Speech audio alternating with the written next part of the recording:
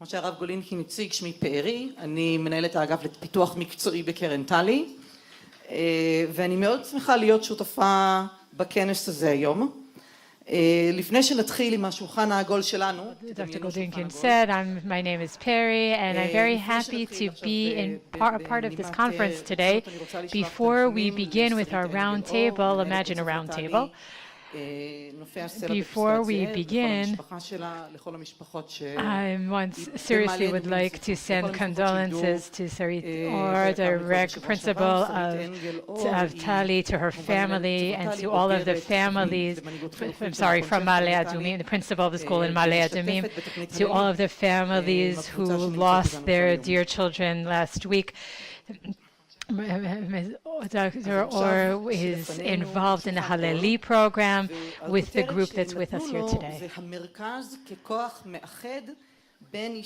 So this session is a roundtable, and the title that it was given was The Center as a Uniting Force for Israel and World Jewry.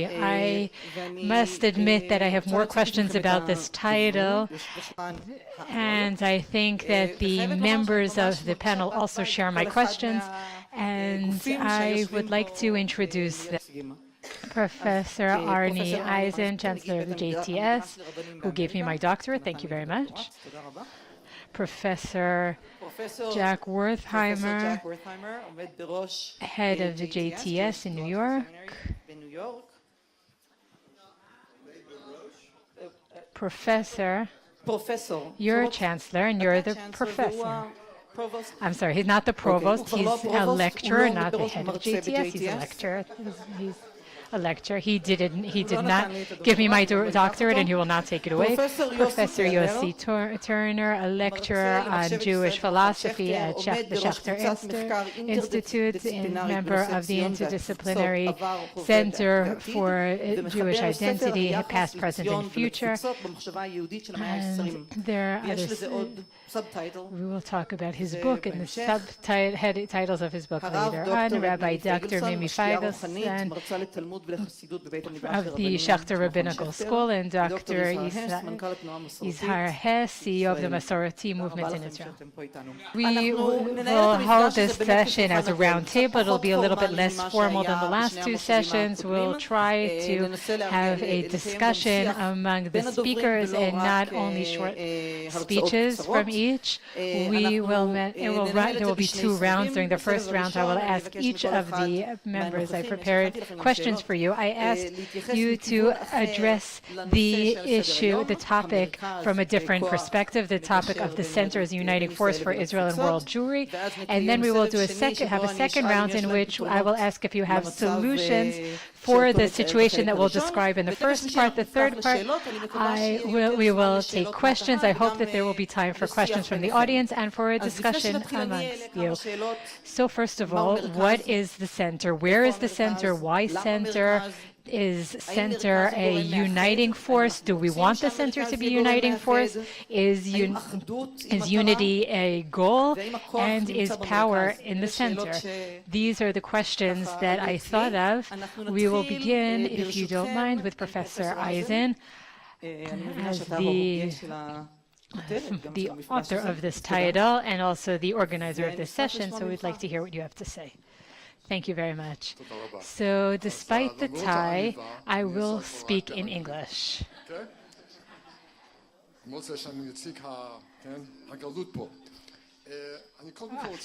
In Hebrew, I will first of all, I would like to explain the growing gap between North American Jewry. I'm not talking about the entire diaspora, I'm talking specifically about North America, the gap between them and the Jews in Israel. First of all, I'm not talking politics here. I'm saying what I'm about to say I'm going to present the objective data.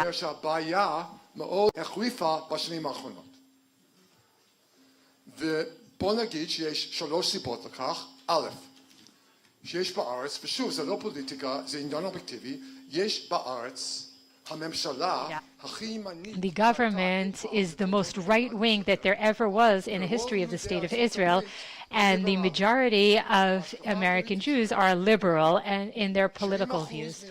70% of the Jews voted for Hillary Clinton in the last elections. So we are not in favor of a conservative outlook. We have liberal values, and we tend to think that these values are not only American values and liberal values. We believe that they're deeply rooted in Judaism itself. We are not always democratic. We don't only see democracy as an American value, we see democracy as a Jewish value.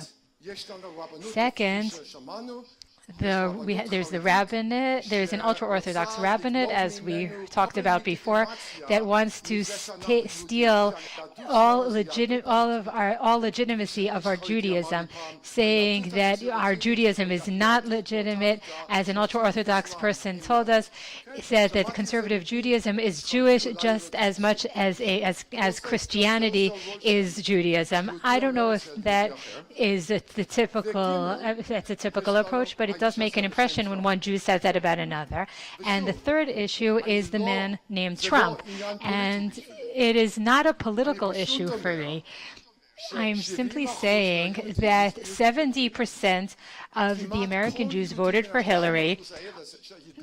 Almost all of the 30% that voted for Trump are Orthodox. The 70% that voted for Hillary, the vast majority not only do not support Trump, they hate Trump. They hate him terribly. And his best friend in the international arena is the Prime Minister of Israel. So that does not draw the American Jewry to Israel, to the Jews in Israel. This happens because, according to many, Trump is not only destroying the United States, he might destroy the entire world. And that's a very real problem that we see. Not just that he's if it was George Bush, the second, for example, or Romney, it wouldn't even be the same.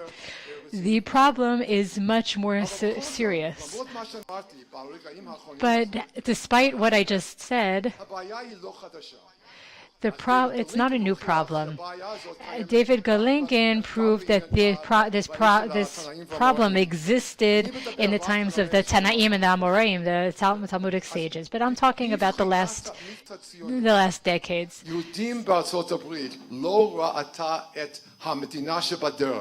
כשציונים פה ראו את זה. האינטרס שלנו, המשימה שלנו, הייתה ליצור מדינה לאלה שלא היה להם בית אחר. ולנו היה ברור שהיה לנו בית. ובזה הסכימו שכטר הציוני, וברדייס הציוני, ואבא סילבר הציוני, וכל הציונים הגדולים. עזרנו בזה שיהיה בית, יודעים שאין להם בית, אבל יש לנו בית. זאת אומרת, הייתה לנו ציונות ללא שלילת הגולה. וקשה למצוא בארץ עכשיו, הנה, שמענו את איתן שקלי ואחרים, קשה למצוא בארץ עכשיו ציונות המחייבת את הגולה, או שאפילו ששומרת על מקום לגולה, להגיד שיש מקום לגיטימי ליהודים חוץ מארץ ישראל. אז כאן ג'נרל של מדינת ישראל, יוסי, דני דם, בא ל-JTS ביום האחרון, ואמר לסטודנטים לרבנות בארצות הברית, זה טוב שאנחנו שומעים כולנו על היהודי, אבל תדעו להם היטב שאין עתיד יהודי חוץ ממדינת ישראל. בעצם אתם מבזים את העין שלכם. מה אתם עושים? תבואו ארצה, תבואו הביתה. יש לכם בחירה, יש לכם אפשרות להיות, כלומר, להיות גלדות, או להסתכל במסך מן הקהל ולראות אותה משעתו. אוקיי? זאת הבחירה שעומדת לרשותכם, או זה או זה. זה הציונות הפוליטית הנקלטית, והיא חיה קיימת במדינת ישראל היום, וזה לא מקרב את הלבבות של יהודים בארצות הברית. אז זאת, אני כתבתי לבעיה ב-1989, הסוציולוגים צ'ארלס ליבמן וסטיב כהן הוציאו לאור ספר ב-1990 בשם שני עולמות ליהדות.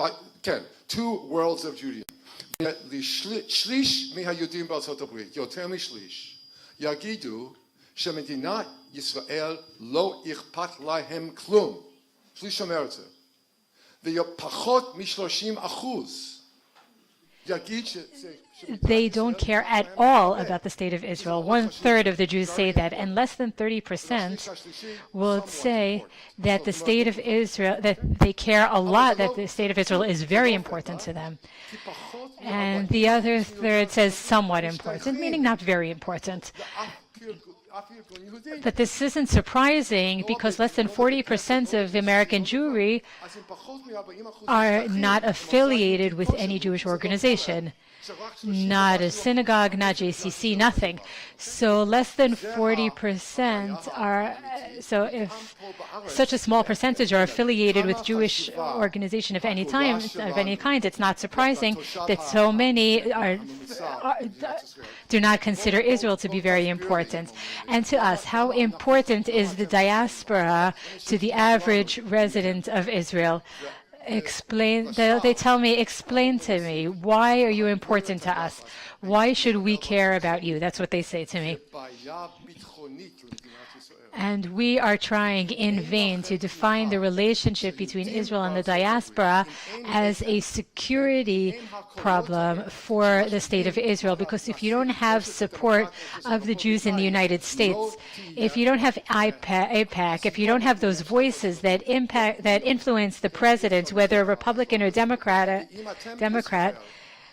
you won't have the assistance, the support of the American government. You can't depend on American support. And if in Israel you want to be dependent on Christians and fundamental Protestants instead of being dependent on Jews to help the state of Israel, then that's very sad. Then we're in trouble. And I'm getting the impression that the government of Israel, we don't count unless we lead AIPAC or we're Orthodox.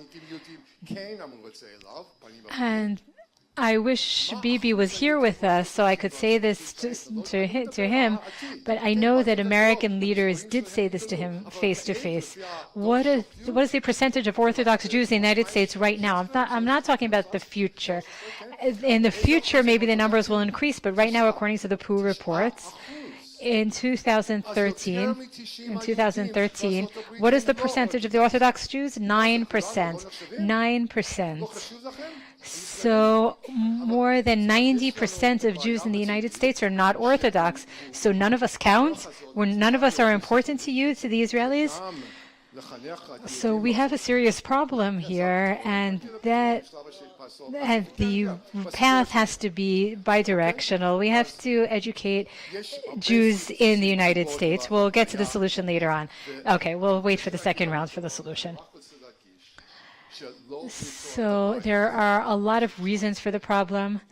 And before we talk about the solution, I want to emphasize that we will not resolve this problem overnight. Not this year, not in the upcoming years, not today, not tonight, not tomorrow, because it is deeply ingrained.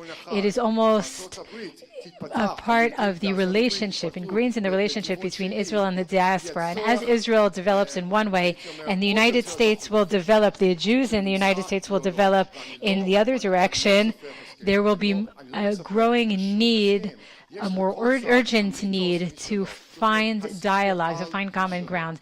And I don't expect any agreement. Each side has its own story, its own story that it tells itself. I don't see a possibility of Zionism to require the diaspora to be committed to Zionism anytime soon. So when it comes to centrality, we will not agree. But let's at least talk. Let's clarify our disagreements, and then we will be able to progress towards a solution. We'll continue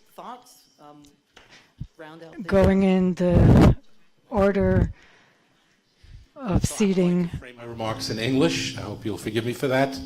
I also want to pick up on the theme that we've heard a lot about today, and we've just heard from Chancellor Eisen as well, and that is this gap.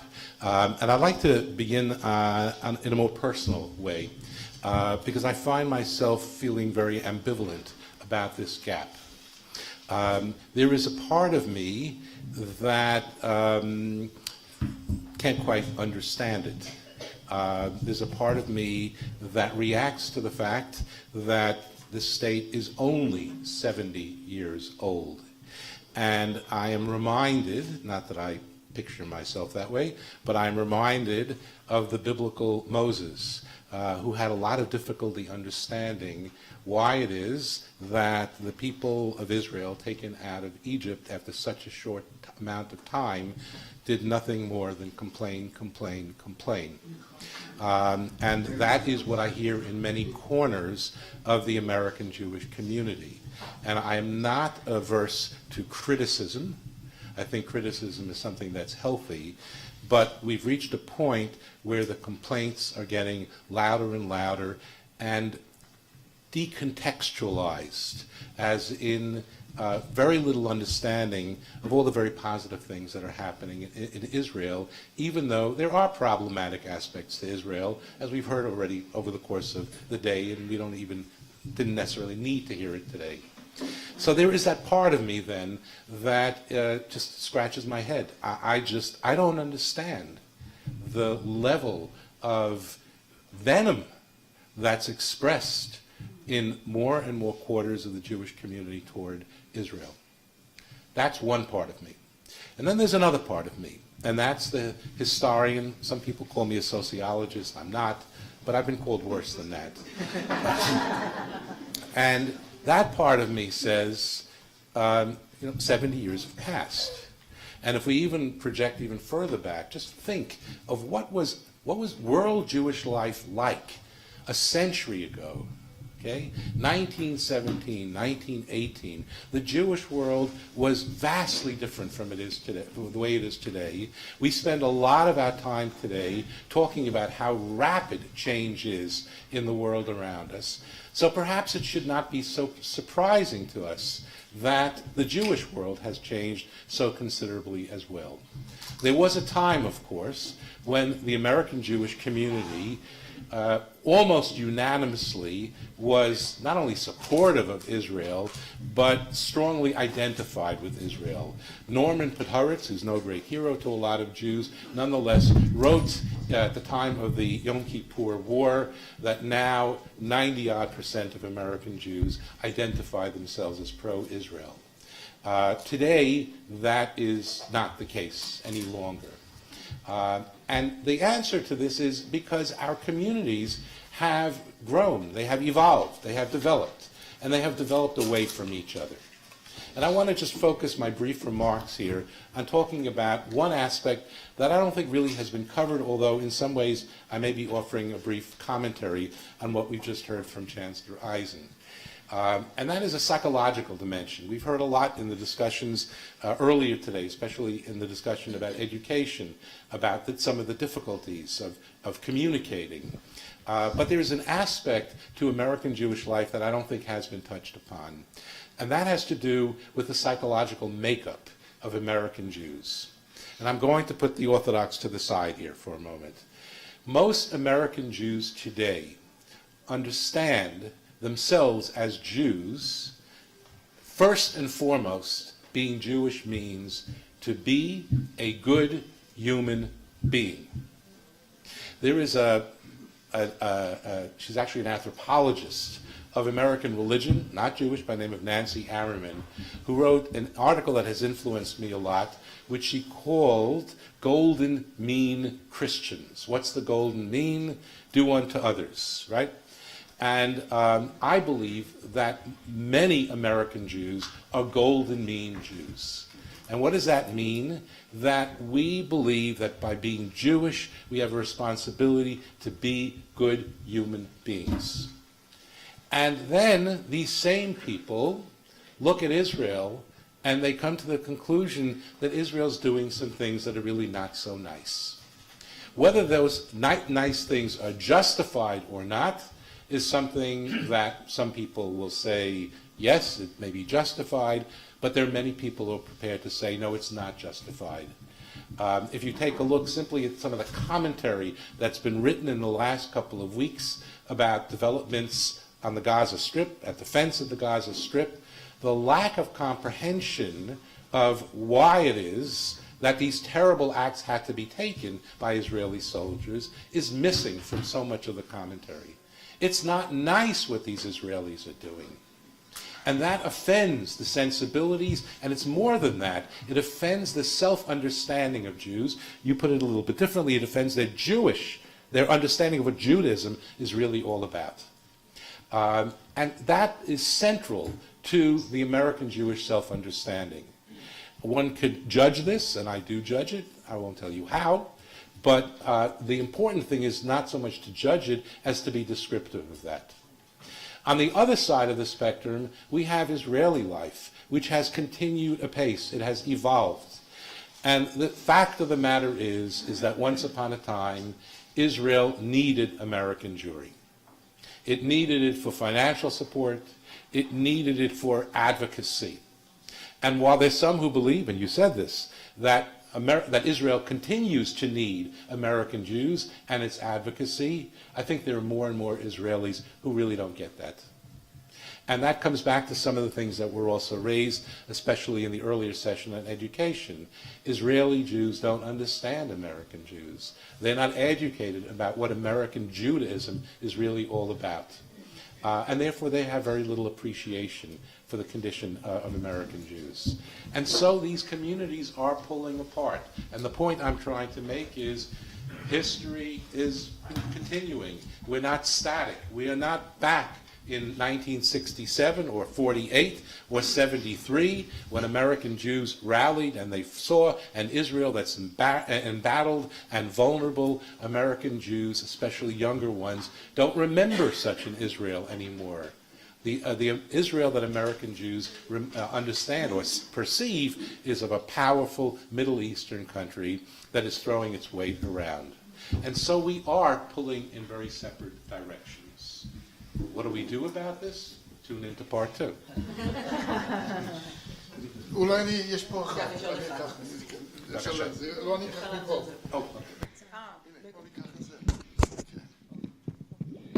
תודה. I'd like to take a slightly different angle on this from the previous speakers during this day. Let me pick this up in a moment. My general idea now is everything that's been said here today relates to Israel and the diaspora on a political level, as if it's a political question.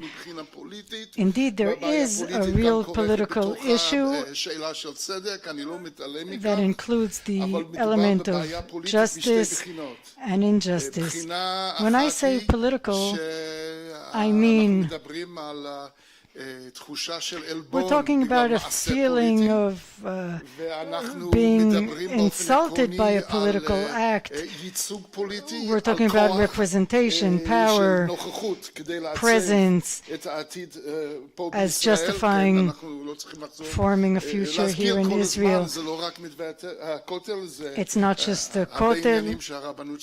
Many areas are controlled by the Rabbinate here in Israel.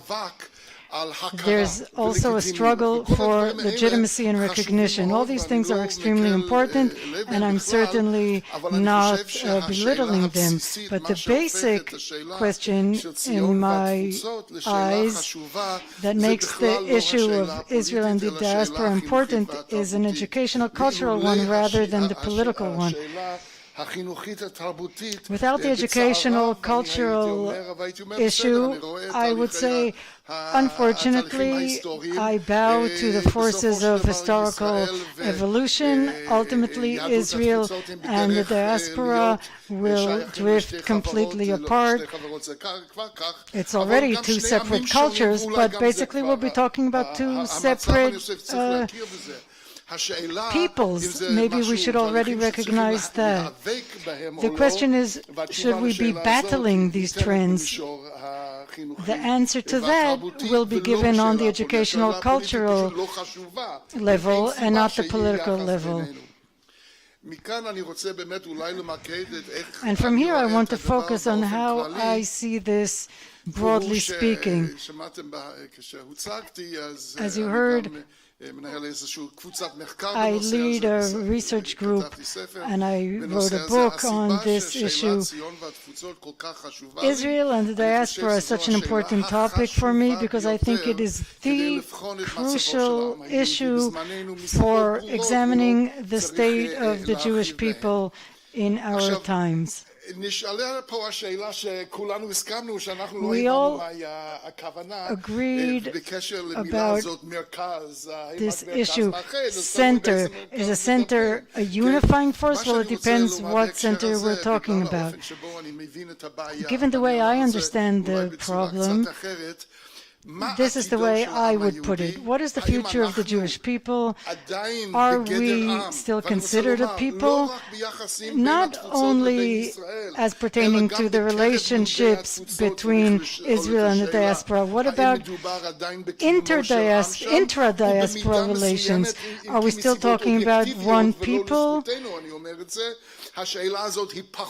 This question is less critical here in Israel. There are objective reasons that set the priorities here in Israel on a national security agenda. The question is, are Jews still considered a people at all? What do we have to do for the continuity of the Jewish people here in Israel and in the diaspora? And that is the fundamental issue for me. As far as I'm concerned, it's a cultural educational question. When we use the word center without explaining to me exactly what the context is, I thought of Achad Ha'am and his vision of Israel as a spiritual center for Jewish creativity that would emanate to the rest of the world. I thought of Shimon Dubnov's theory of centers, the non-Zionist friend of Achad Ha'am, who thought the future of the Jewish people could be ensured solely by rehabilitating cultural and national centers in the diaspora, and Israel would be just another center with a plurality of centers. And Mordechai Kaplan was influenced by both of them, Achad Ha'am and Dubnov both, and this is interesting. He regarded the restoration of the American Jewish community within some sort of voluntary autonomous framework. He regarded that as the realization of Zionism. I want to connect all these theories that emphasize the idea of center. Let me elaborate on that.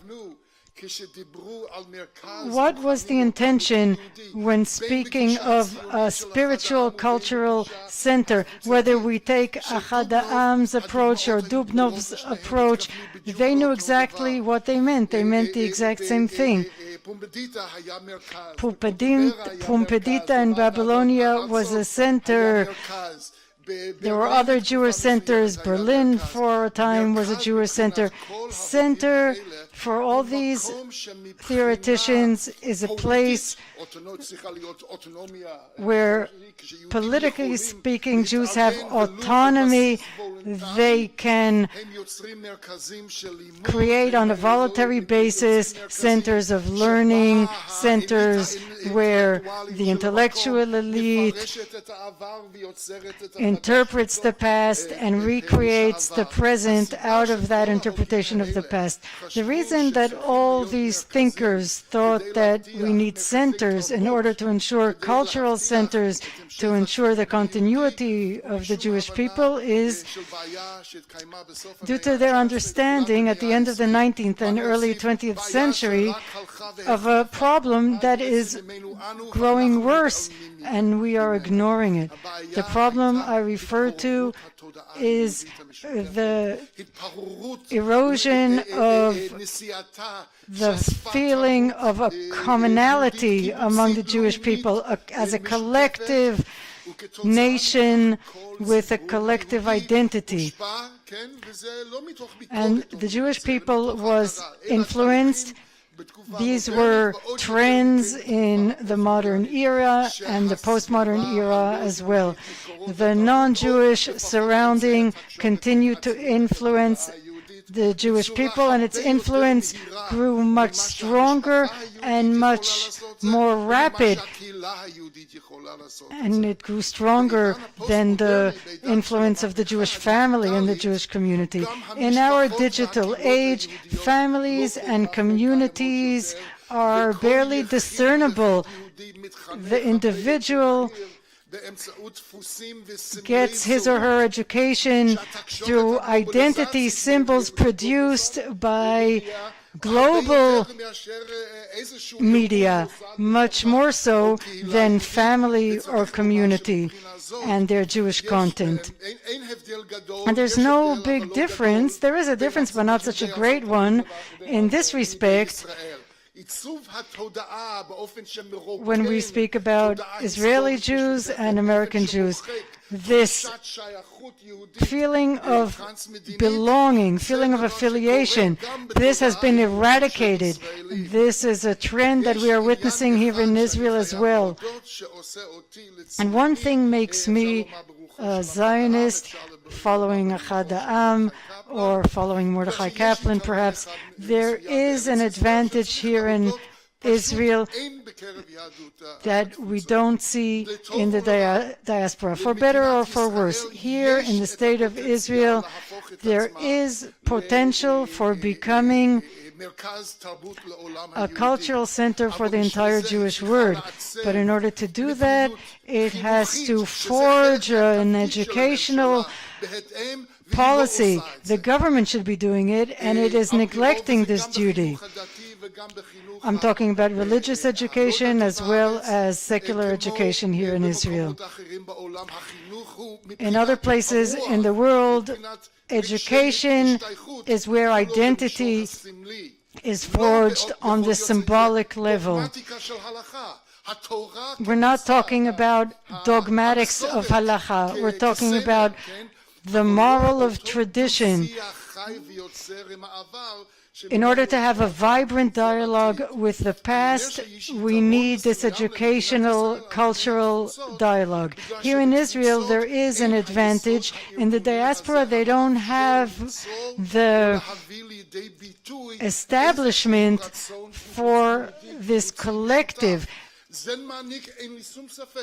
And I have no doubt that Israel enjoys a special status if it would only realize its potential for strengthening the collective. And in that case, Mordechai Kaplan's plan for organizing communities abroad around summer camps and other educational initiatives in order to create some sort of framework that would give a sense of belonging, a collective. Then there would be a dialogue, a cultural dialogue with Israelis that could impact Jews overseas.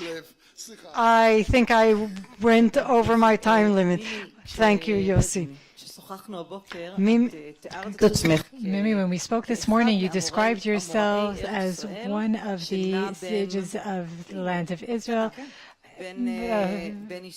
that travel between Babylonia and the land of Israel.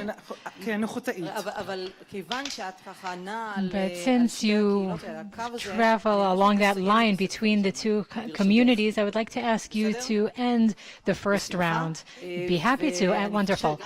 I spoke to Yizhar, and he will, I hope that you'll be pleasantly surprised, Arnie. So, Dr. Yizhar, I would like to thank the Schechter Institute for the initiative, along with the JTS, for hosting this event. Dr. Bar and Professor Golinkin. It was a fascinating day that attracted a very large audience, and that is certainly noteworthy. I would like to address the subject from a slightly different perspective. I also debated over what is center mean? Is it a metaphor for the central root? Maybe it's a less radical solution, something that tries to find a central consensus. But what I want to do is to address this from a different perspective. I was born in Jerusalem, not very far from here, and 50 years ago, about 50 years ago, just a month after the Six-Day War, I am the product of the public education in Israel. I attended good schools and youth movements, the typical track that a good kid from Jerusalem takes in the public education system. And the success of the Zionist story was deeply ingrained in me. And before the Bagrut, we learned about the differences between the different aliyot at the end of in the 19th century, the first, the second, third, fourth, and fifth aliyah.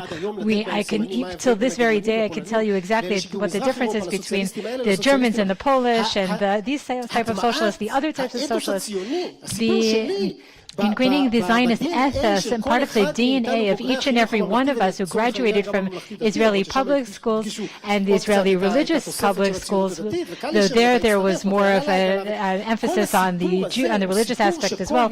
But this is a story that every Israeli child it's a very deep part of this, part of us, and it's very clear to each and every one of us that this is the central story. Between the first and fifth aliyah, the number of people that came to Israel and stayed in Israel, we know that up to the fifth aliyah, 50%, if not more, left.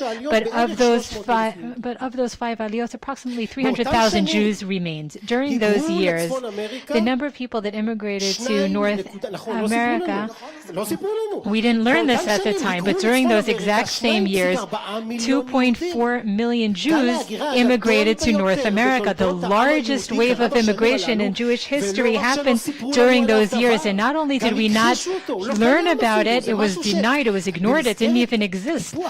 As part of the goal of ingraining Zionism in us and defining the diaspora as something that has no future and no hope. What Danny Dayan told you, he also grew up with the same ethos. This is something that it takes years for Israeli Jews. It's something they don't know that there's another story until they live in North America and then they experience that community. Nathan Sharansky mentioned that there are 7,000 shlichim. I think that the power of shlichim who lived among the North American communities, no matter how long they were there, they discover a Jewish existence, and you feel like we missed out on so much. No one told us. No one told us that there was a Jewish existence of value outside of Israel. Not only that, but they denied the incredible success of that Jewish existence in North America. And even today, over the course of today, we heard apologies over how, yes, it's true, not everything is wonderful. There are failures, there are problems, there are troubles with the Jewish existence and its continuity in North America. But to tell you the truth, not everything is perfect here either. You know what?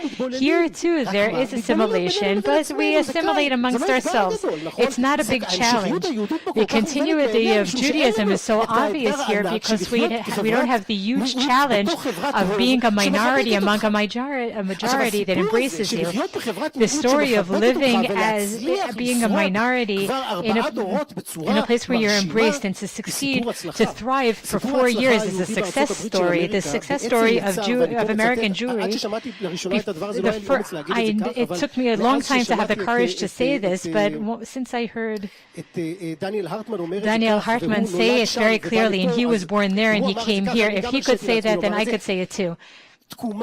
It was a parallel redemption to the redemption of the state of Israel. And the same thing, a very similar thing happened in the United States. It's radical, but when you look at the success, the enormous success of the Jewish community in North America, we see an incredible success. They created a new Jewish civilization. There's enormous contribution to Jewish religious feminism. They are leaders culturally cultural leaders, Nobel Prizes, the ability to influence the public discourse, political influence, the agenda. If you look at the success, and instead of celebrating that success in parallel to the Zionist ethos, which is our story, I'm a Zionist. There's no doubt in my mind that this is where I want to continue living my life. I feel that I deeply believe that this is my home, but I can still look at this very successful Jewish existence in North America and say, wow, that is quite a success story. Now, these two centers, and it's no secret that there were more than one center in the Jewish world throughout our history. But this is a fundamental part of the paradigm that I think that we have to reconsider. A story of two centers of Judaism, where the second one is no less important and has no smaller contribution to Jewish existence today. I think we have to remind ourselves that the majority of the Jewish world was not, over history, was not Zionist, but it was Jewish. The association, the equivalence that is drawn between Zionism and Judaism is completely ridiculous.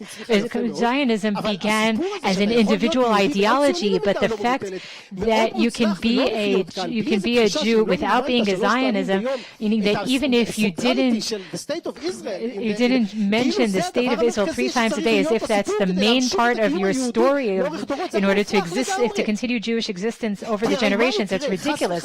Because what would happen if, God forbid, we're working very hard for this not to happen, but right now the largest concentration of Jews now live in Israel. There's slightly more Jews in Israel than in the United States. What would happen if this Zionist experiment, in about a decade or 2 decades from now, will become a proud Jewish existence that is not democratic? What then? Will we still say, maybe at least some of us, maybe will admit that the Jewish world was able to create another civilization that is more important, that is also important for Jewish identity. This could also happen in our history. So looking through this very narrow prism of the existence of Judaism and Zionism as being equivalent to one another, I think it's exaggerated, to put it mildly. And I would just want to end with a comment about assimilation. It is true that assimilation is a severe problem. The ones that have been able to give it a good fight over the last 100 years was the American community in North America. Here it's not a challenge because we assimilate amongst ourselves. But the non-Orthodox Jews in North America that developed in North America, they were able to create a normative system that enabled, this is the 4th generation, that enables an enormous number of Jews to remain Jewish. Let's take the French example as a place in which these denominations did not exist. How many Jews are there in France now? Maybe 500,000. Most came to France in the 1950s and 60s from countries in which there were no non-Orthodox denominations. From Algeria, from Morocco, there were no Reform Jews and no conservative Jews. They came to France. And in France, till this very day, there are almost no denominations. And within one generation, the intermarriage in France was greater than the number of intermarriages in Canada. Within one generation, without a civilization that will develop and successfully create a system of education and culture and successes and failures, coping with the modern world, that none of us know how to cope, how the Jewish world will cope with it and overcome it over the next 50 to 100 years. So even when you say that we're not very successful, Yossi Turner said, Professor Turner said 100 years ago that if we looked at the statistics of the Jewish people, we would reach entirely different conclusions of what the Jewish people would look like after 100 years. Let's be a little bit modest, even here in Israel. And in this aspect, I think that the Jews that are here from North America, I think you need a little bit more pride, a little bit more confidence in your in your identity and what you have created there. I think that could help us in Israel create a better society. Reb Mimi. Reb Mimi is the next speaker.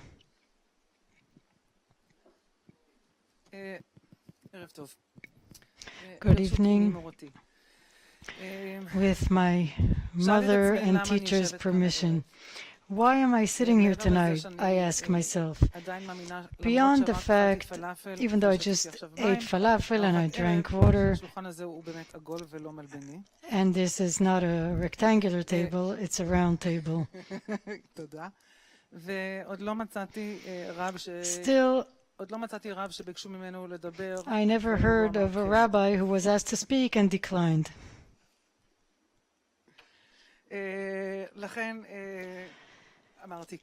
So I agreed, and I hate to say it, but I need to add color to this table here.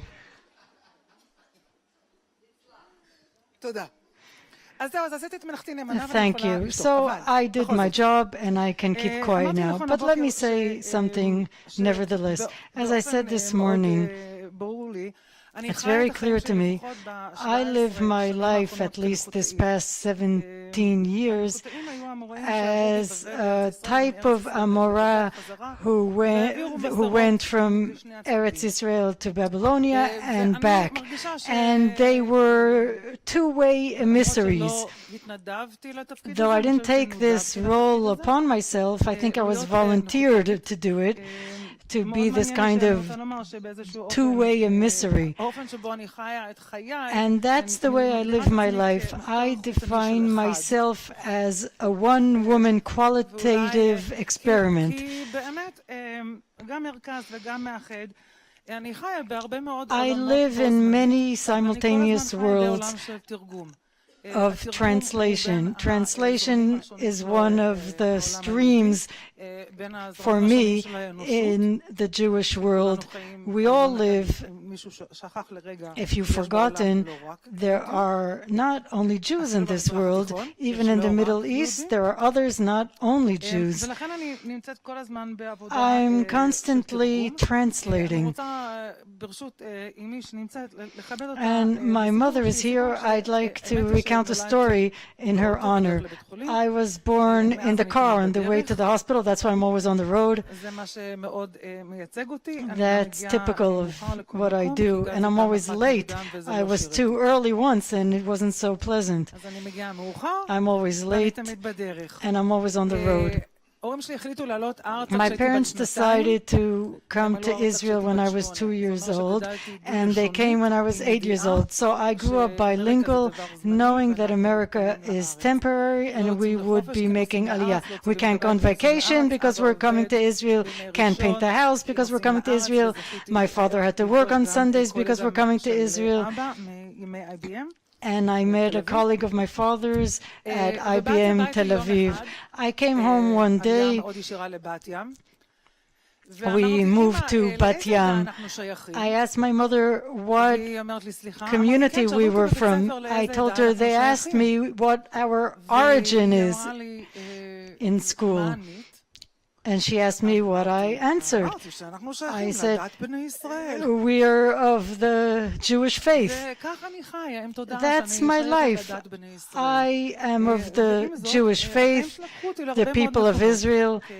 My life has taken me on many different paths. I grew up in Bnei Akiva.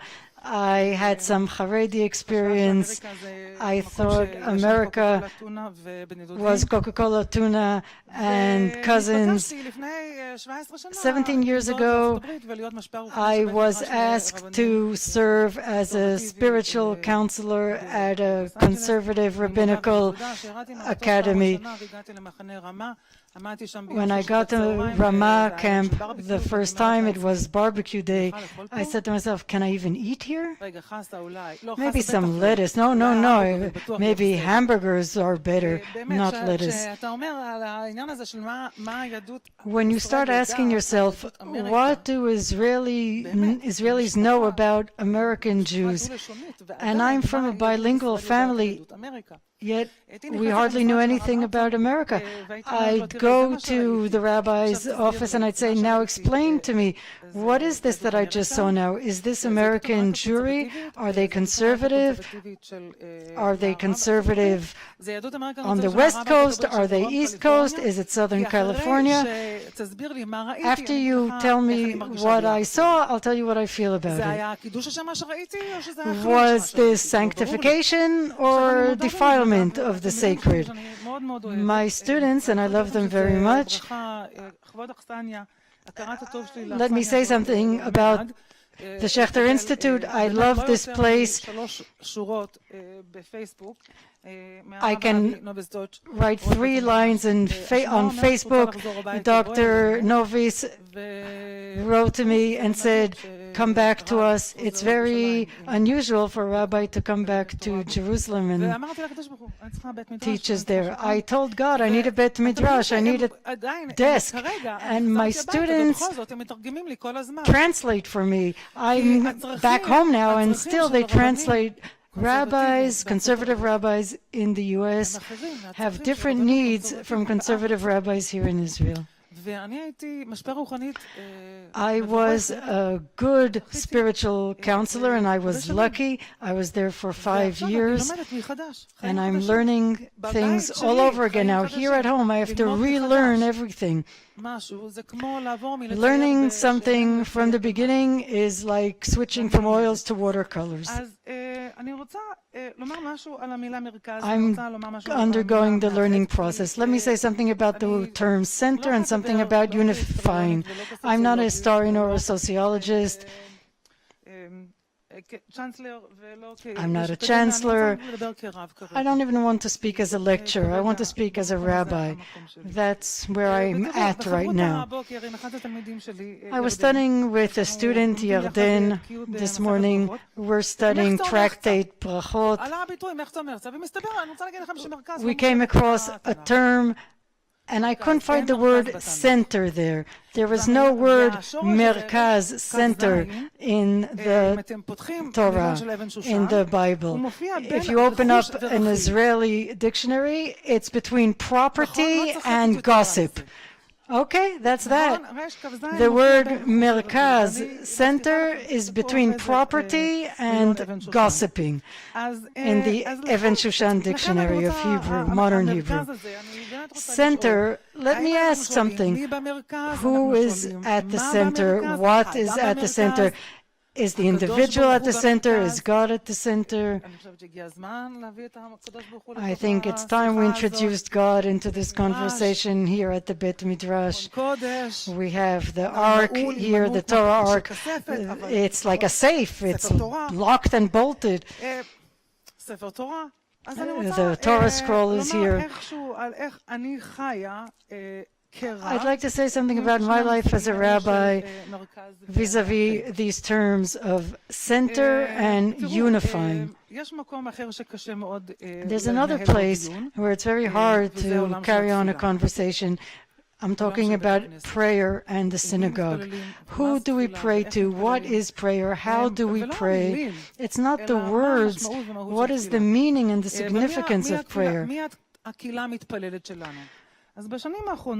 What exactly is our praying community? I have a new custom that I observe on Yom Kippur, and that will explain what center means for me. I stopped going for the entire day on Yom Kippur. I go in the evening for Kol Nidre and for Nehila. I start Yom Kippur and end it with the community, but the entire day, the rest of the day, I pray to God as an individual. And I don't care if I'm off key. I sing the tunes I like, and it means that I can hear what I'm saying. In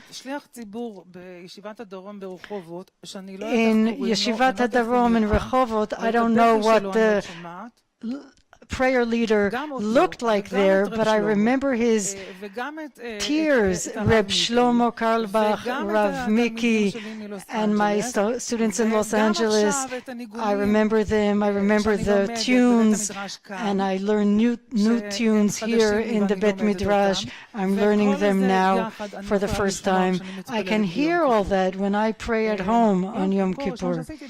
The first time I did that, when I reached Yizhar, I closed my eyes for a moment. I recite the Yizhar prayer. It annoys me, it aggravates me, that prayer. The concept was invented by communities, and forgive me for saying this, but I think it's just fundraising. You have the sentence saying, I contribute for the memory of, and people contribute. I live with the memory of my grandparents. I live with that memory day in, day out.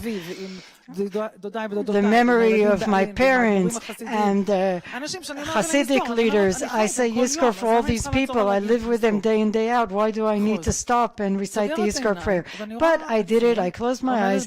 I see myself at the center, standing at the center in a circle. There's a circle around me. All the people are standing there, and I am saying Yizhar for them. There are very many people, Hasidic leaders, many Jews, soldiers, people from my extended family.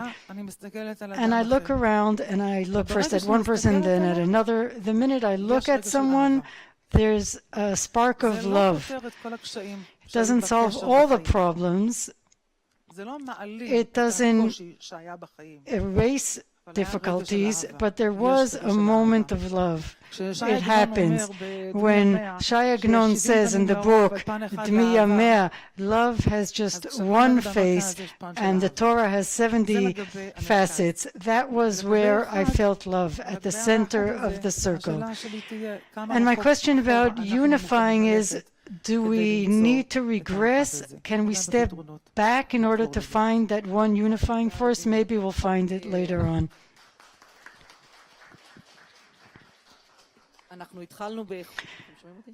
We started late, and I know you want to end on time, so we'll go very briefly around again. Each speaker has 2 or 3 minutes.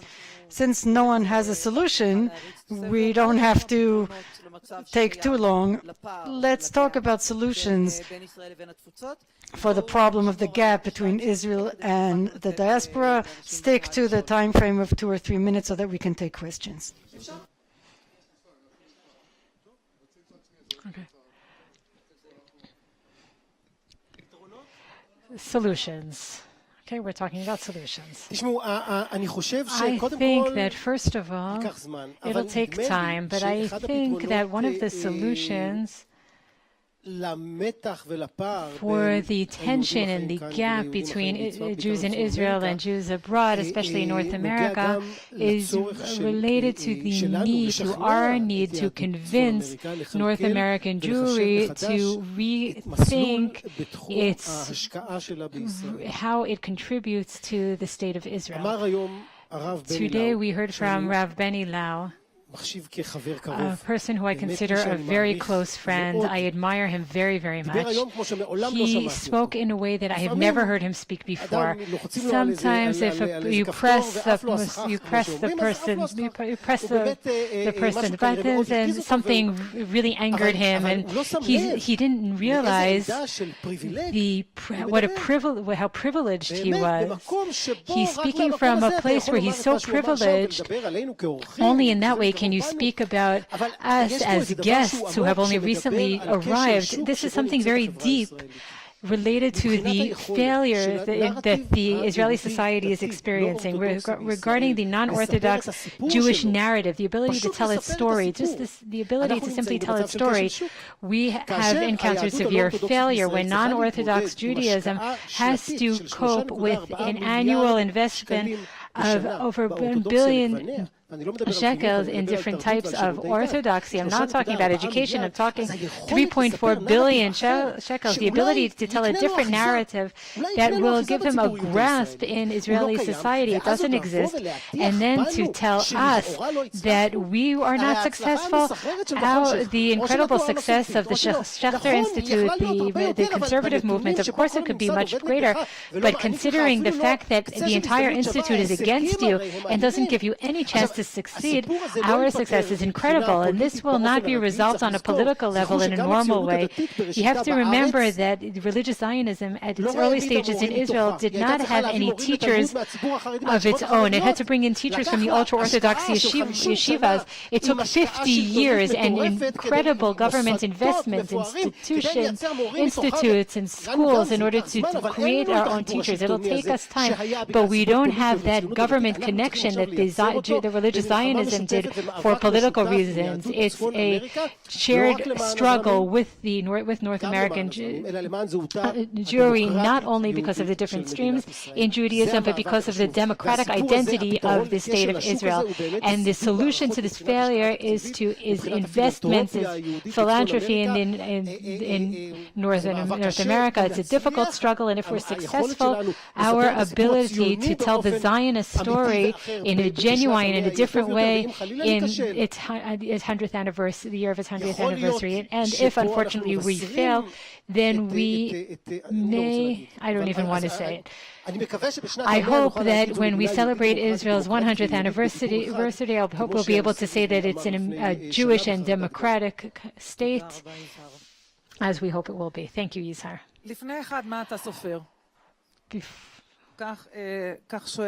Before one, what do you count? That's what Sefer HaBahir asked. Rabbi Nachman tells a story about these 7 beggars who goes back in time in his memories. I remember when I was born. I remember when I was conceived. I remembered when the sperm was created in the brain, and I think that now we have to take a few steps back in order to get a better perspective, to observe, to see all of those that are around us. We have to keep stepping back, and if it takes us back before creation, the time where if we can continue with this imagery, we were in God's mind just a moment before the world was created, at that moment when there was a perfect and correct and just world. If we have to go back to that point, then I'm willing to go that far back in order to be together, to be as one.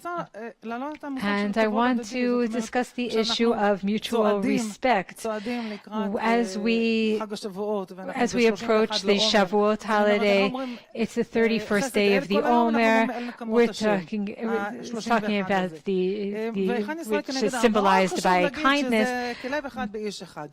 We want to be united, but we all have to remember that we were each standing in a different place, heard different things, had entirely different experiences, and the totality of our existence depends on the totality of all of these experiences combined.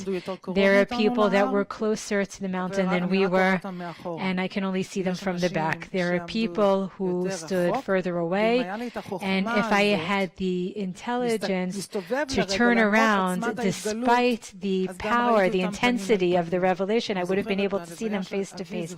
I remember at the funeral of my father 30 years ago, there was a moment at the funeral when I said, I don't care what people think, and I turned around because I wanted to see all of the people that were there. It was important to me to see all of the people that were there, and I said, maybe someone might think that I'm bored or that I'm not interested in what's happening, but I decided that I didn't care because I wanted to see everyone. So part of our job is to be silent for a moment, to listen for 2 moments, to look around us, to imagine how the person that I can only see him from the back of his head, I can imagine what he looks like and turn around to look at other people face to face. I will outline what I think is the right direction for a solution. I don't know if it's obtainable or not, but from based on what Yizhar said, I think that you mistakenly referred to what I said. I didn't say, if I wasn't talking about 100 years ago, I didn't say that they wouldn't have believed how the Jews would have thrived, or You talked about how you wouldn't have imagined the Jewish demographics as it is today.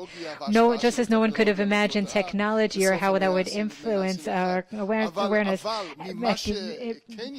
the beginning of the 21st century. But what I do know is that if I hadn't taken that into consideration, just as I couldn't have, I would have expected, if I had looked in the 1920s, 30s, or 40s of the 20th century, I would have expected a lot more regarding the vitality of Jewish life than what I see today, partially because of the vibrance of the constructing power of Zionism in Israel, and it may sound strange regarding the numbers and because of the Hebraistic movement in the United States.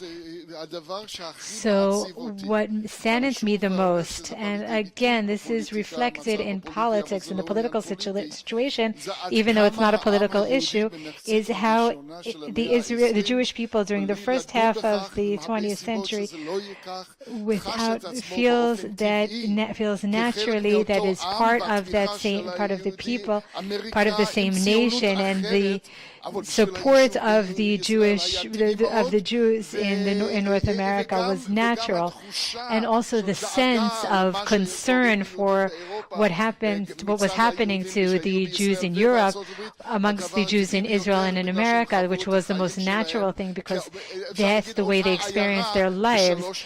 It was as if it was a single town, small Jewish town that was spread over 3 different continents, and I think that that sense of that family sense of Jewish existence has disintegrated during the second half of the 20th century.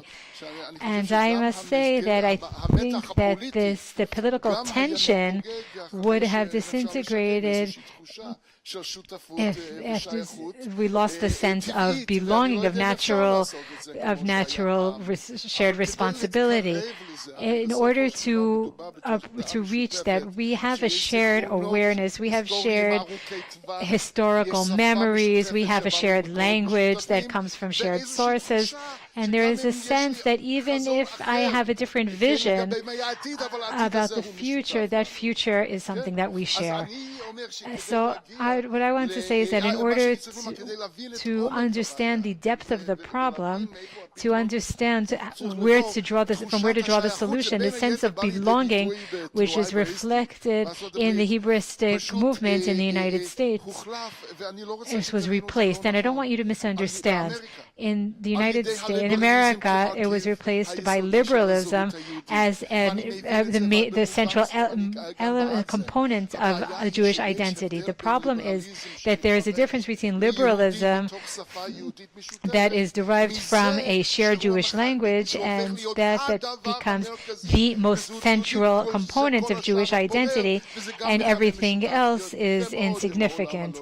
And that is also a common denominator with the non-Jewish world. So as a solution, I would suggest, first of all, that in Israel, because of the potential and the inevitability of political dynamics and the situation of a country, the politicians in Israel have to stop seeing the people as a tool from which they can derive political gains. And that means emphasizing identity symbols versus other symbols without taking full responsibility either here or there. They have to focus on developing Jewish culture, including history and culture of the Jews of the diaspora. But first and foremost, we have to be able to have a vibrant discussion with others.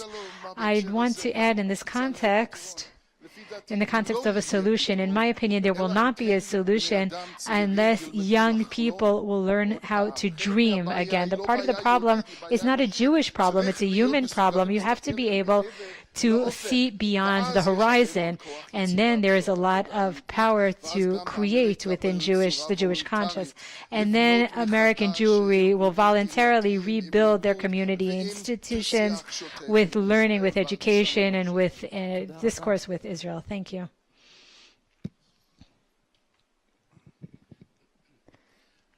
I want to speak literally to the subtitle of the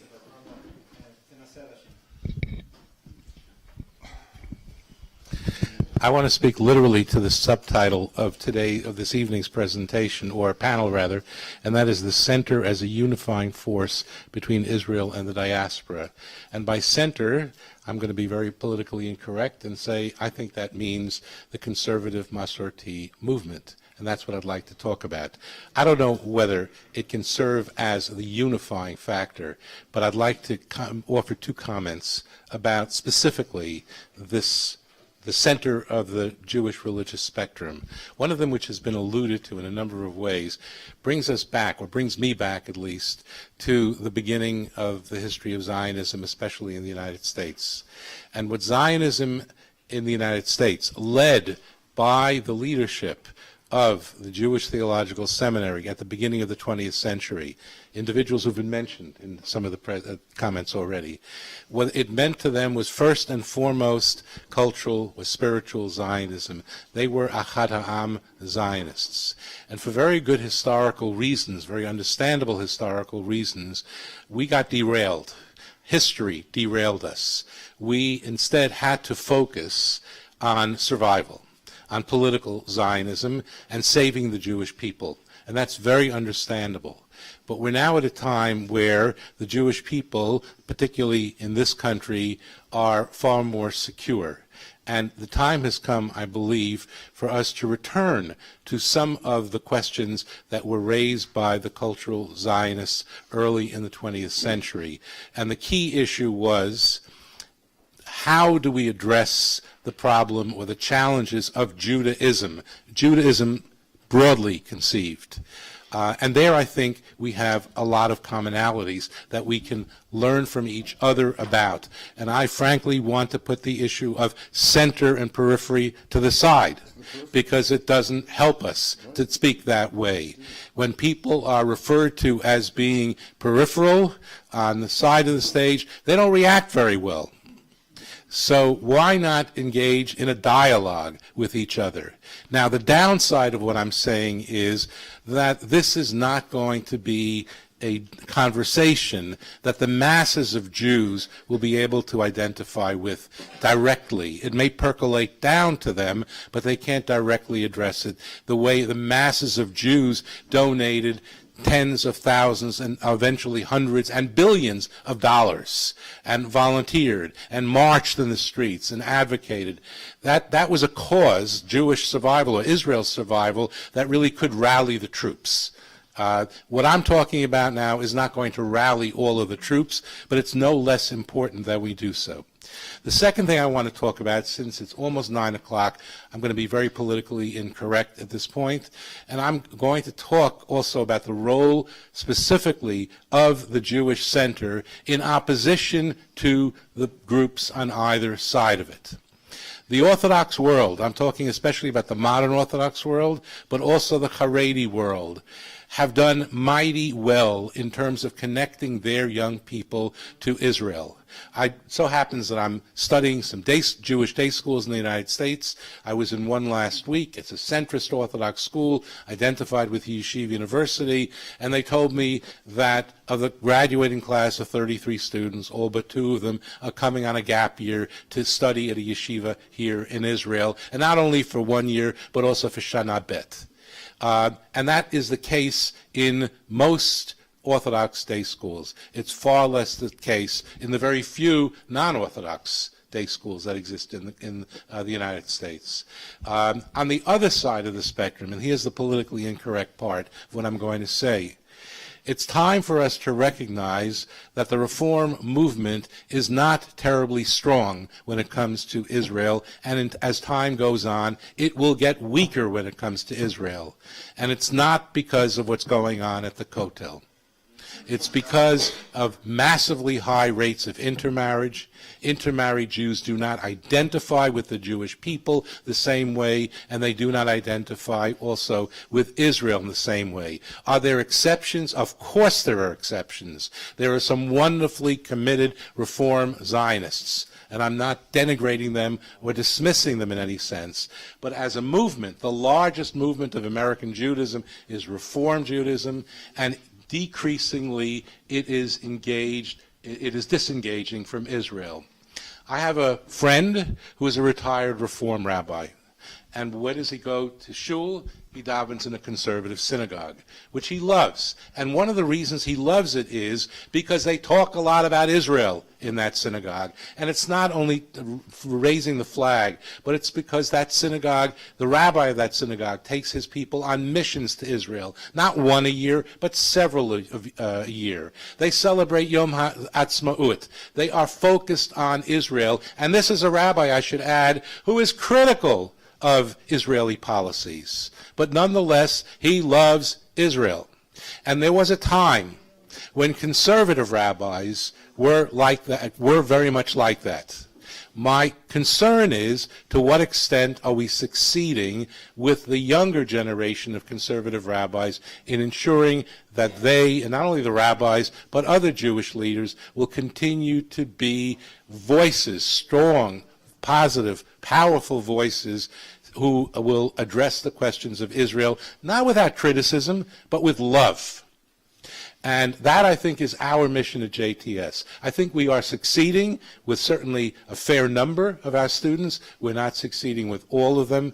But the mission that the group at the center, which is the topic for this evening, has is to be able to convey to their people that despite whatever concerns you have or criticism you have, Israel is a miracle and we should love Israel. Thank you, Jack.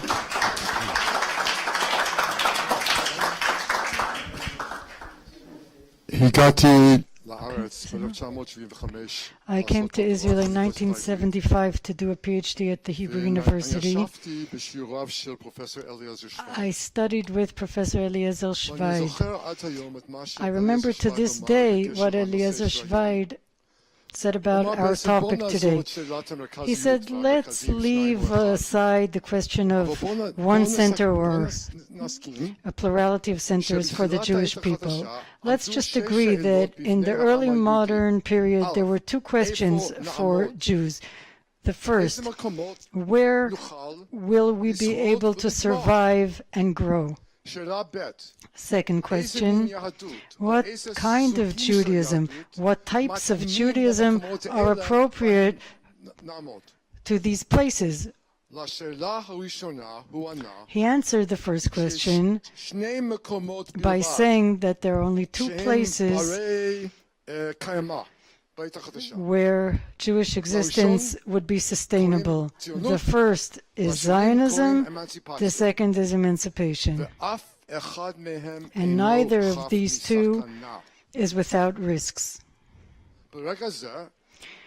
At that moment, there was assimilation and anti-Semitism, as Jack said. And now we have Iran and missiles and Gaza. There are risks, many different kinds of risks, because we have a state, we're a voluntary society in a democracy. We need to live normal lives. We must defend ourselves, defend our lives, our rights, our freedoms, our interests, including the interest of the perpetuation of Jewish culture in the U.S. This is a crucial interest, and we have to continue maintaining it. This is JTS and Schechter, and this is how I want to conclude. I'm here today to celebrate Yom HaAtzmaut, marking 70 years of Israel's independence. As a Jew, it is a religious question. What is Judaism? Judaism commands me to ensure the continuity of the Jewish people. The Jewish people should serve all of us.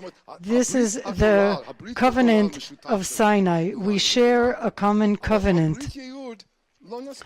The covenant of common destination, we'll be arguing about that.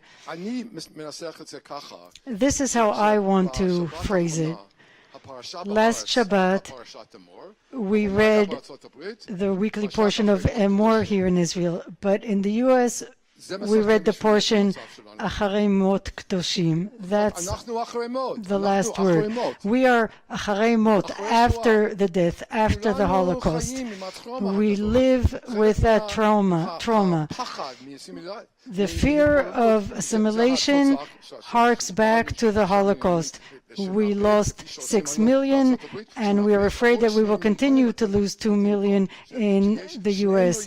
You know that 2 million Jews in the U.S. have at least one parent who is Jewish, and they will define themselves as non-Jews. They have at least one Jewish parent. 2 million people will define themselves as non-Jews. So we lost another 2 million of our people in this very generation in the U.S. That's a tragedy. It's a tragedy whenever it happens, and it's a greater tragedy now post-Holocaust. This is after the death. What do? Be holy. The question is, how do I make my life holy? How do I serve God? How can I build up a just society based on compassion, based on love towards each other, including love of my fellow Jew? That's our question here today. We have been discussing this question all day long. I'd like to thank you, especially you, David Golinkin, for hosting us here today at the Schechter Institute, and thank you all very much.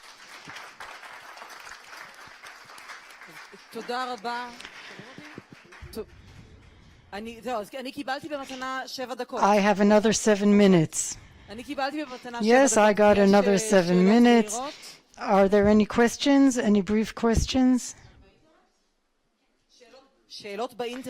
Are there questions from the internet?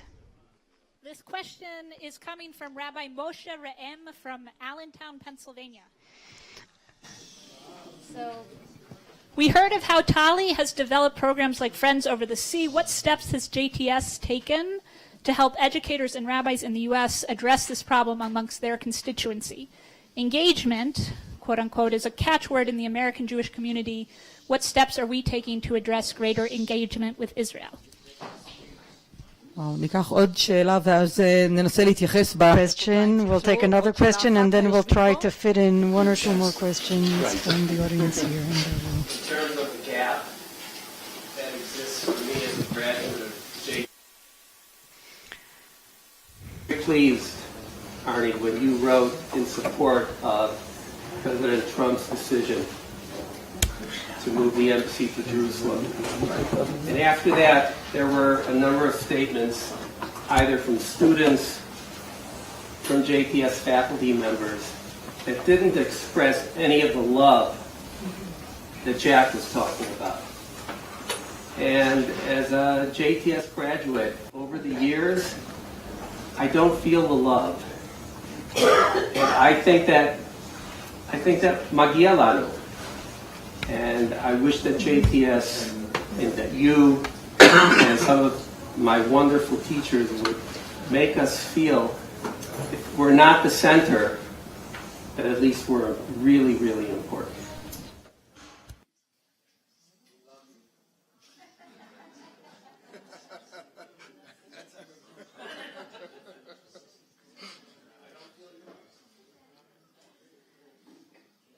We put up on the website this week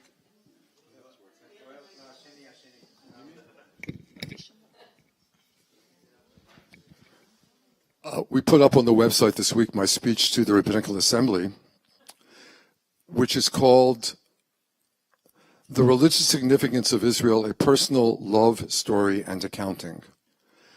And what I said in that speech was that the 70th anniversary of the State of Israel is not a time for analysis, and certainly not a time for criticism. It's a time for thanksgiving. And I want to explain why I said Hallel the week before for the State of Israel. So I spent about 30 minutes explaining my love for this place. And I tried to say before that the love of JTS for this place was first expressed by Chancellor Gershon Cohen in setting up this Beit Midrash in Jerusalem and making sure that every single JTS rabbi spends a year here. And that testifies to the connection more than anything else. I can tell you proudly that 10 years ago, when we cut the budget of JTS by 20%, and every faculty member, including Jack and me, took a cut in salary, we spent $400,000 that year to make sure that every rabbinical student would spend a year in Israel. Because we could not imagine a JTS that did not try to foster a deep connection with the 40% or more of the Jewish people that lives in the state of Israel, despite any political differences that one may have. So I don't have a detailed analysis of JTS students and their reactions to Trump's declaration. I think people at JTS differ in their opinions. But I would wager that that reaction had less to do with recognizing Jerusalem than it did with hatred for Donald Trump. They were expressing hatred for Donald Trump. If Obama had done the same, which I wish he would have done, but he didn't, there would have been universal support for it. Because we're happy that Jerusalem is recognized as the capital of the state of Israel, even though we recognize there's a lot to be done with the non-Israeli citizens of the city of Jerusalem, the capital of the state of Israel. So that's a matter that is coming. But I think that in answer to the first question, what JTS continues to do is to make sure that all of our students here, rabbinical students, education students, and cantorial students, spend significant time in the state of Israel, that we make sure that JTS students, while they're at JTS, learn as much as we can give them about the state of Israel. And now increasingly, we do webinars and courses and all sorts of things that bring the knowledge of Israel and this love that Jack was talking about to the Kahal Rachav. And I'd love to remind, Jack reminded us that Solomon Schechter was one of the great leaders of Zionism at the beginning of the 20th century. And I remind us all that the conservative movement began in the year 1845 in a dispute over the importance of the Hebrew language. Zachariah Frankel left the Reform movement because he insisted on Hebrew. Ala am ha-Yehudi, v'alatid shel ha'am ha-Yehudi. אז אנחנו יהודים חזקים ולכן אנחנו ציונים חזקים.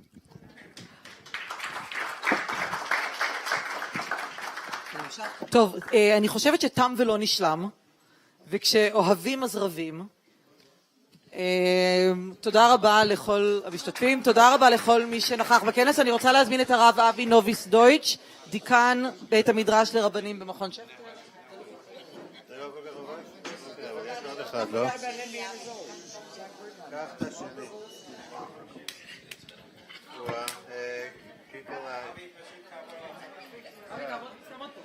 תהרוג מישהו בדרך וזהו. אוקיי, אוקיי, כולם יודעים מה המשך התוכנית, אז כנראה שמי שעוזב זה כי הוא משום מה זה, אז זה יקרה.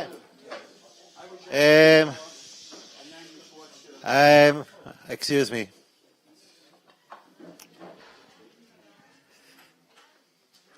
ערב טוב לכולם.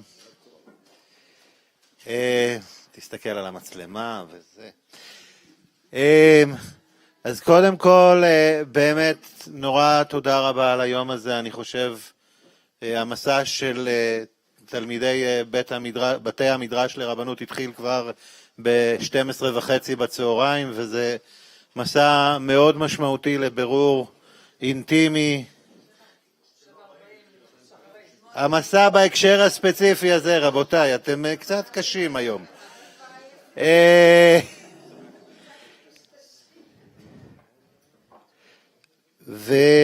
אבל אני בכל זאת רוצה לקחת, ואני מבטיח לכם שזה יהיה יותר מקצר, 3 נקודות שנאמרו פה.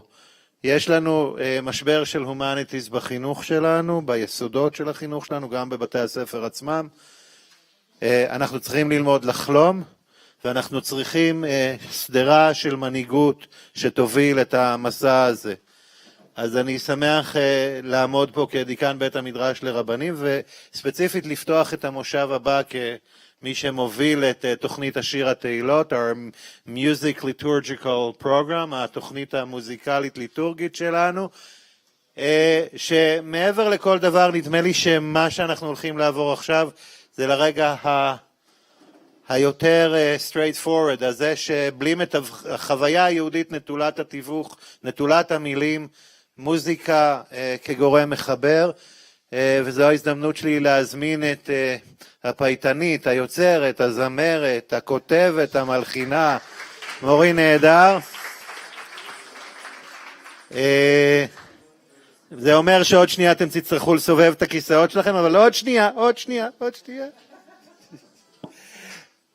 מורין היא גם יוצרת וכותבת של מוזיקה מקורית, היא גם מלחינה של פיוטים, והיא גם אחת הגואלות של המורשת הפרסית יהודית של המוזיקה, אבל במופע היום אנחנו ביקשנו ממנה קצת לפתוח את האופקים עוד יותר, ולנוע בין תנועת המוזיקה שקורית פה בארץ, בכאן ועכשיו, גאולה של הרבה מאוד תפוצות והרבה מאוד מוזיקה, בעיקר מתפוצות אסיאטיות ואפריקאיות, ובמקביל לשלב הרבה מאוד מהמוזיקה שהגיעה אלינו מהתפוצה האחת ארצות הברית. אז נדמה לי שלא צריך, without further ado, כמו שאומרים, לסובב את הכיסאות וניתן למוזיקה לשלוט בנו.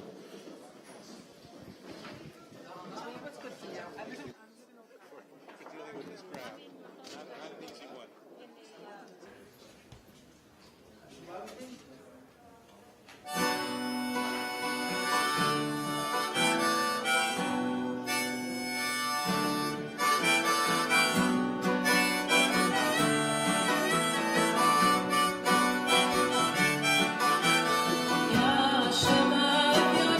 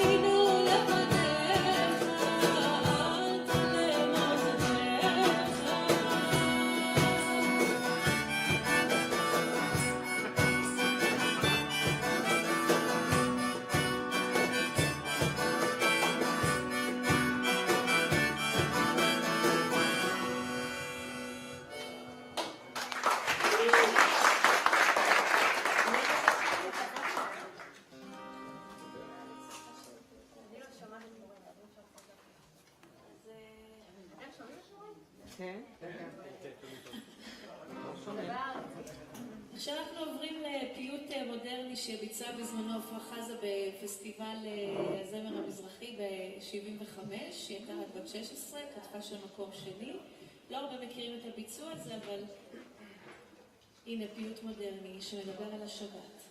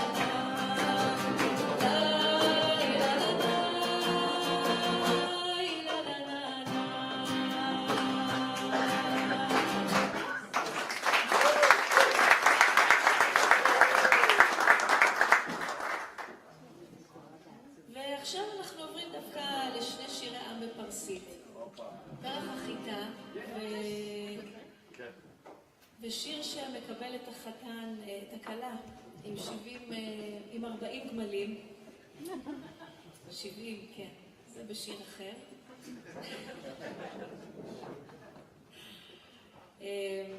ובעצם מדבר על כך שהשיר הראשון מדבר על קציר, אנשים רוקדות סביב עולמות החיטה ושמחות בתבואה שעלתה יפה, והן אומרות שכשהתבואה עולה יפה אין יותר דאגות פרנסה ואין דאגה ממה ילד מחר. והשיר השני הוא שיר חתונה, אותה כלה שמובלת עם 40 גמלים ברוב פאר והדר, ובגלל שמדברים פה על הולכה של כלה, אז גם ציוותתי לשיר הזה, את לך דודי לקראת כלה בניגון ברסלב. אתם מוזמנים כמובן לשיר אותו.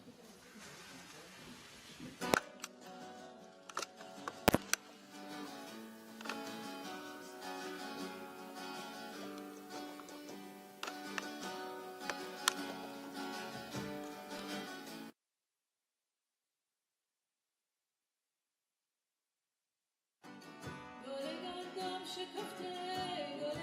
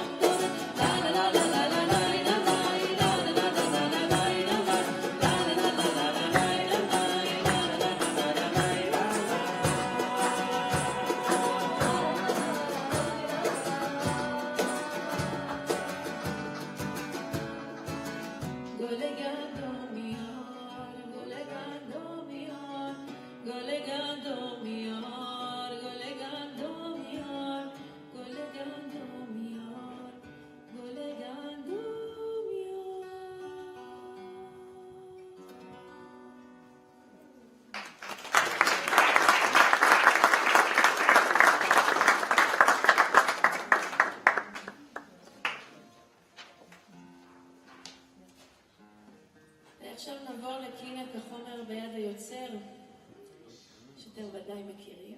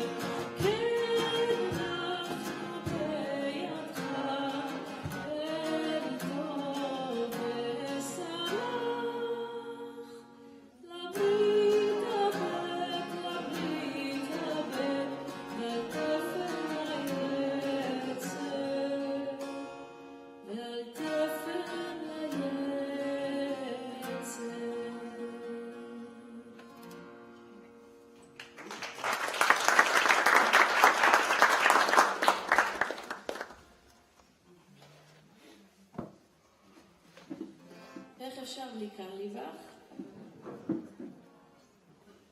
בבקשה.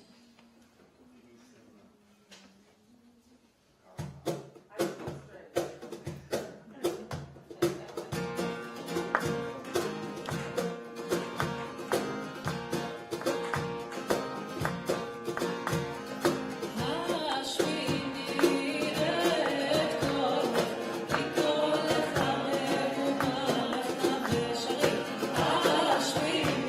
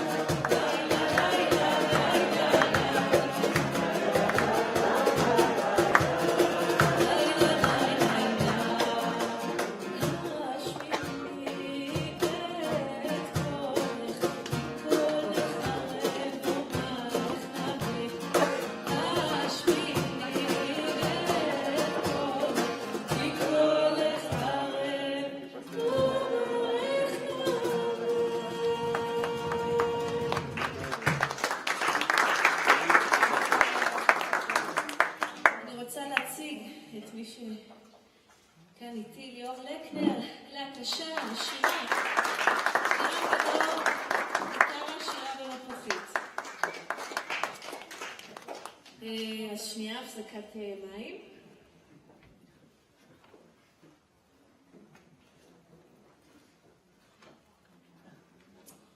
אנחנו עוברים לעוד שיר שקר לי באחיסה, עיניי להרים מעין יבוא עזרי.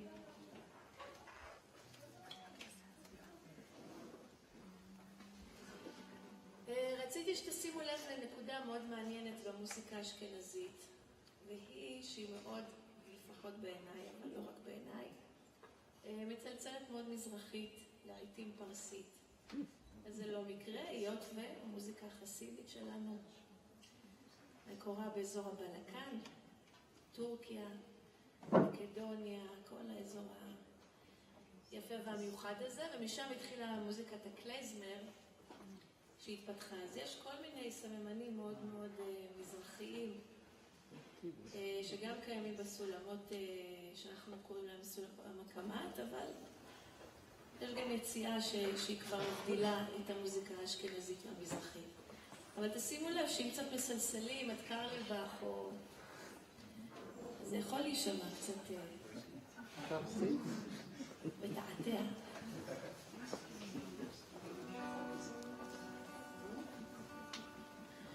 Amen.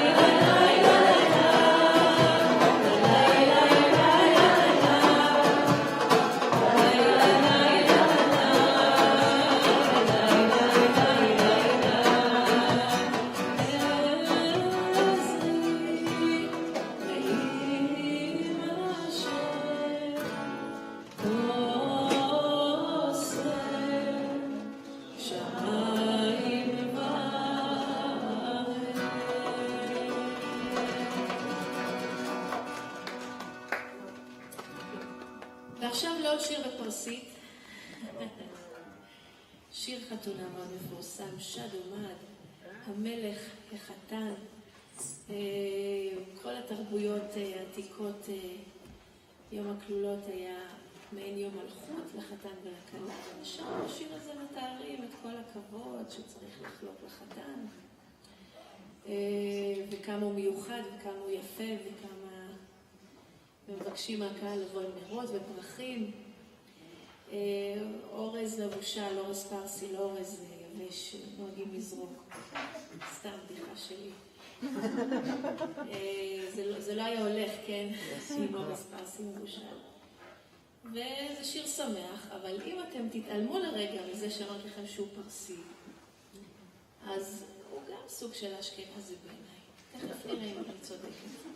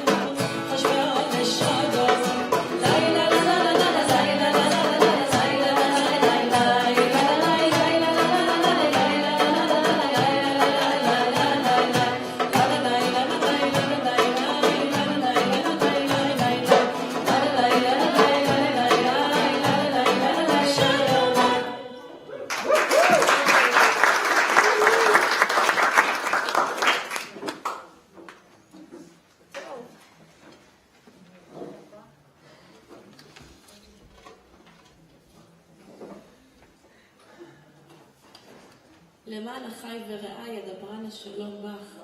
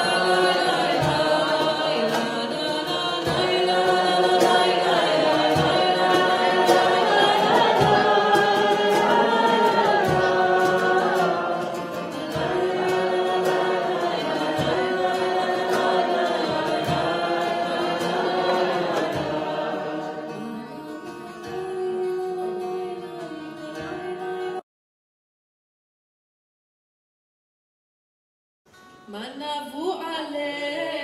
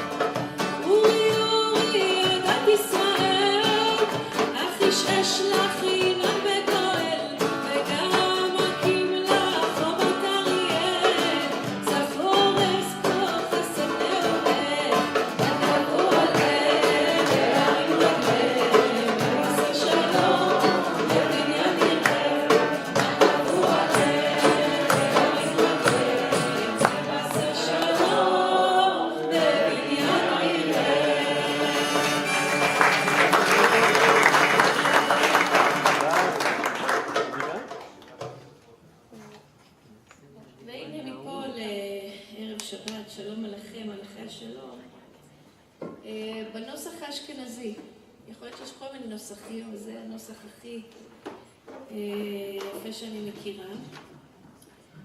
והעיבוד שלנו קצת דילני, קצת ארצות הברית של שנות אגב, גם על השיר הזה, אם הייתי אומרת על מה נבוא עלי הערים שהוא בבלי, הייתם מנחשים שהוא בכלל עיראקי? ידוע לנו. יש פה מישהו שאמר כן. גדלנו עם עיראקים. גדלתם עם עיראקים. נערות.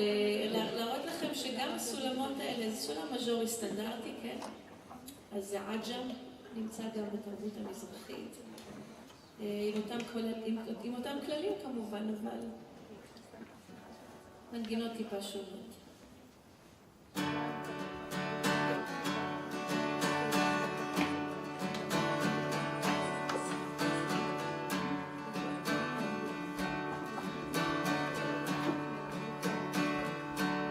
שלום עליכם, מלאכי השלום, מלאכי עליון,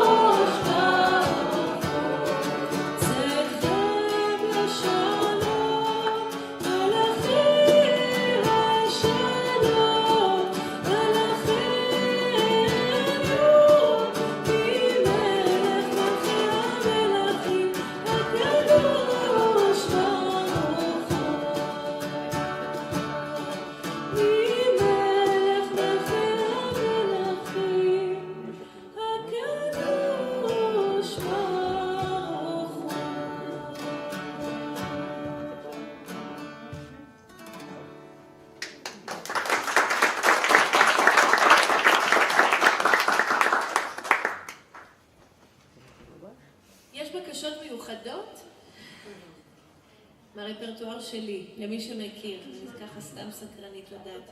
מי מכיר את הרפרטואר הפרסי או אוקיי, בסדר. יש לך פה עולה מאיראן. אני רואה. כל ברג'ות. בסדר. אז בואו נלמד את אל תירא עבדי יעקב. פיוט למוצאי שבת. אנחנו ככה קופצים מערב שבת למוצאי שבת. ולחן שלי מעורבב יחד עם הגרסה הפרסית דווקא לפיוט הזה. עם קצת נגיעות של ג'וני מיטשל.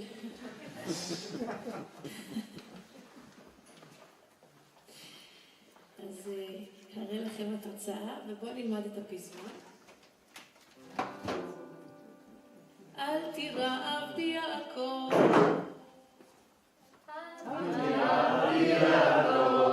מה מצב הקשב והעייפות? אתם עוד בסדר? אוקיי.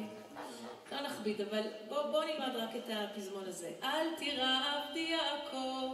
אל תירא עבדי יעקב. בראבו, בבקשה.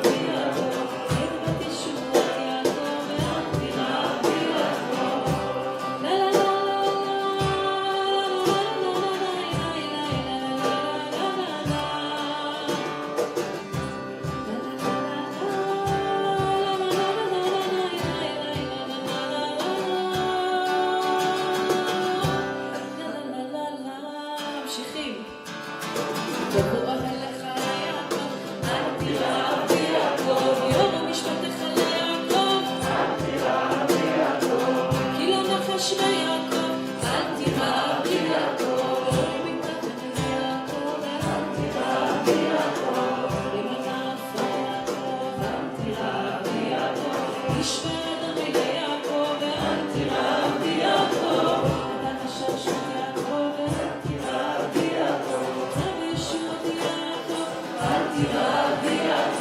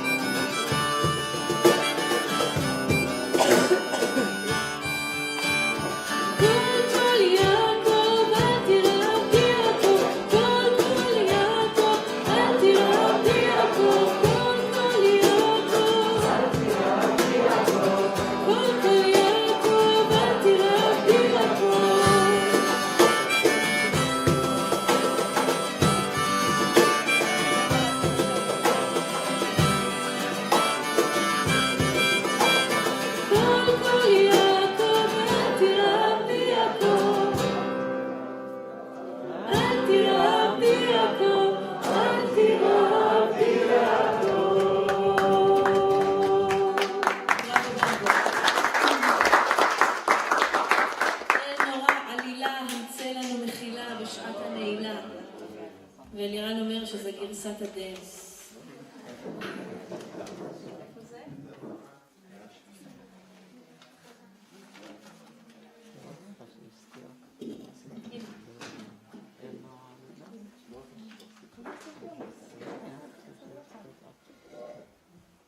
לי זה נראה לי קצת יותר רוק, גרסת הרוק של בית הכנסת.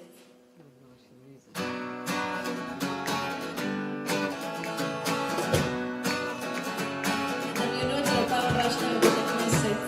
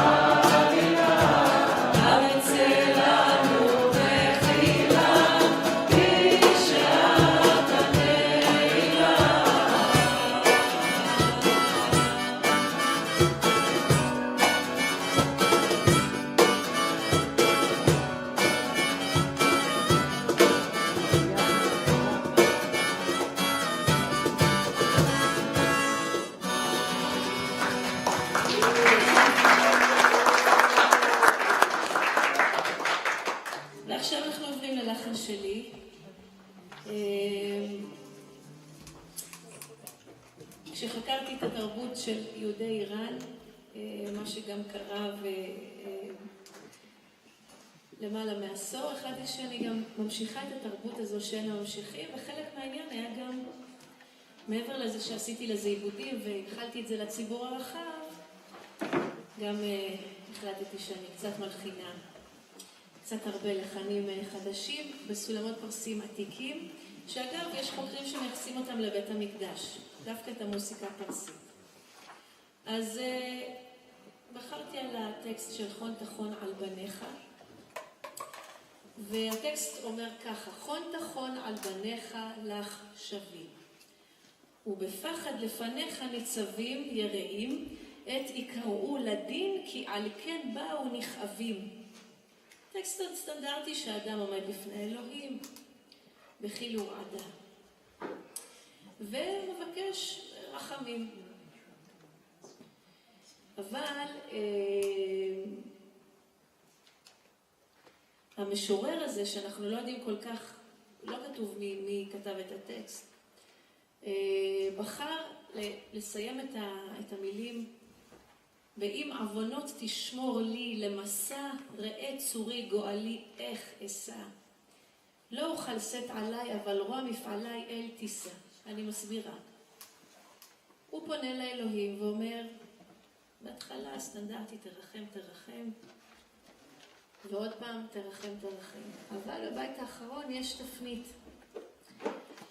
הוא אומר לאלוהים, אם אתה תשמור את העוונות שלי כמסע, ראה צורי גואלי איך אשא, איך אני אוכל לשאת את המסע הזה על הכתפיים? לא אוכל לשאת עליי. עובדה. הוא קובע עובדה, אני לא אוכל לשאת את העוונות שלי על הכתפיים. אבל יש פתרון. אבל רוע מפעליי, את רוע הפעולות שלי, בפעליי פעולות, אל תישא. אתה האל תיקח את העוונות שלי על הגב שלך. דיל יהודי קלאסי. בבקשה.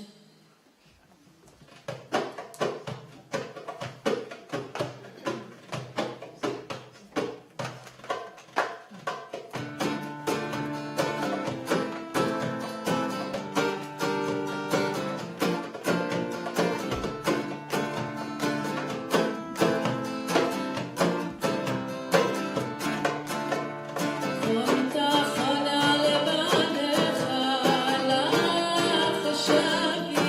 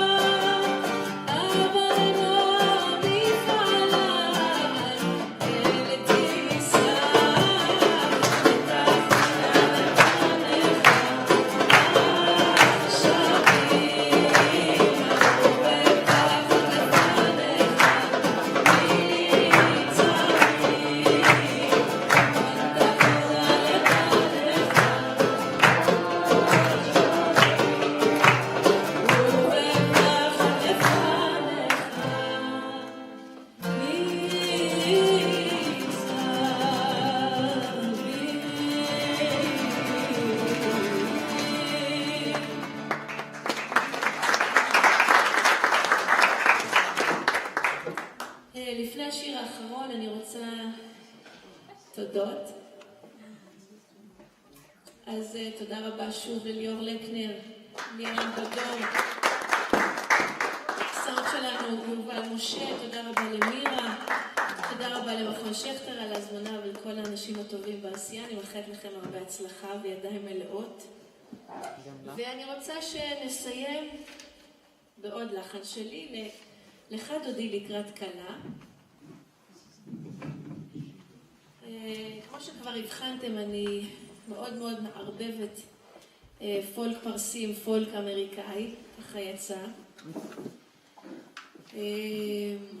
בכלל כל מה שקשור לפולקלור, מוזיקת עם, יש בה איזשהו גרעין של אמת, שגם אם אתה לא מחובר לזה בגרסת ינקותא שלך, האימפקט הוא מיידי ועצום. ואני אשמח אם נלמד את השורה הזו, אפשר? לך דודי, לך דודי, לקראת קלה, לקראת קלה, לך דודי, לקראת קלה, לך דודי,